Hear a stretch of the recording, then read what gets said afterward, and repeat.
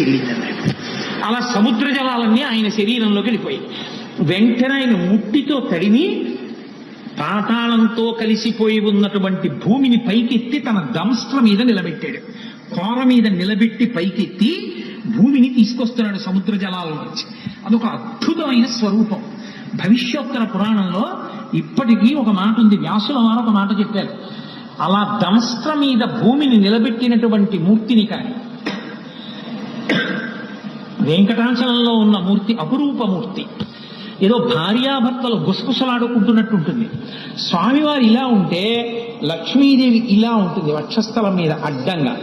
ఆమె చెవు ఇలా ఉందేమో, ఆమె చెవి అయ్యవారి నోటి దగ్గరికి వస్తుంది. అయ్యవారు అమ్మవారితో ఏదో మాట్లాడుతున్నట్టు ఆవిడ గుండెల మీద చెవి పెట్టి వింటున్నట్టు ఉంటుంది. అపురూపమైన మూర్తి ఆదివరాహమూర్తి. ఆదివరాహమూర్తి మీద ఒక ప్రత్యేకమైన